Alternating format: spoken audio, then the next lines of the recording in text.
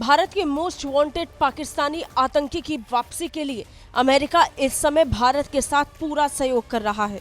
तहुवर राणा अपनी आखिरी कोशिश में भी नाकामयाब हो गए हैं।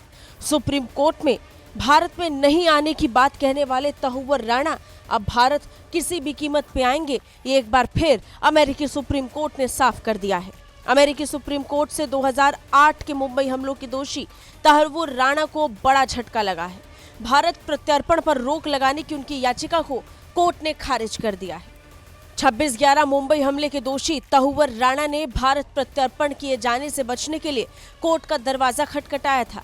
राणा ने अमेरिकी सुप्रीम कोर्ट में याचिका दायर कर कहा था कि उनके प्रत्यर्पण पर इमरजेंसी स्टे लगाया जाए। याचिका में तहुवर राणा ने कहा था कि अगर मुझे भारत प्रत्यर्पित किया गया तो मुझे प्रताड़ित किया जाएगा, मैं भारत में ज्यादा सरवाइव नहीं कर पाऊंगा। तहुवर राणा ने कहा था कि वो पाकिस्तानी मुसलमान है, इसलिए भारत उसे प्रताड़ित करेगा। लेकिन उसके ये दावे उस वक्त हवा हवाई हो गए जब अमेरिकी सुप्रीम कोर्ट ने उसके इस दावे को खारिज कर दिया और याचिका ही खारिज कर दी। यानी अब तहुवर राणा भारत आएंगे। पूरे देश को इंतजार मुंबई हमले के दोषी तहुवर राणा की वापसी का है। देश ये चाहता है कि तहुवर राणा की वापसी जंजीरों में बंद कर भारत में हो और उसके बाद भारतीय सुप्रीम कोर्ट उसे फांसी की सजा तक सुनाए। 26/11 के मुंबई हमले की साजिश में पाकिस्तानी आतंकवादी अजमल कसाब को फांसी दी जा चुकी है और अब बारी तहुवर राणा की है।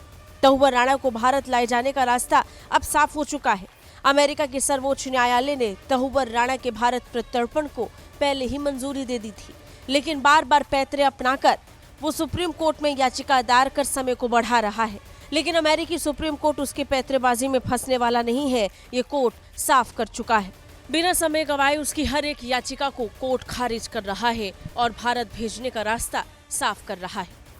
बता दें, भारत लंबे वक्त से राणा के प्रत्यर्पण की मांग कर रहा था क्योंकि वो 2008 के मुंबई आतंकवादी हमलों के मामले में वांटेड था।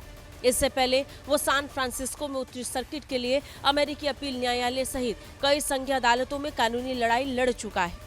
लेकिन फिर भी तहुवर राणा बार बार तिगड़म बैठाकर बचने की कोशिश करता आया और वो बार बार नाकामयाब हुआ।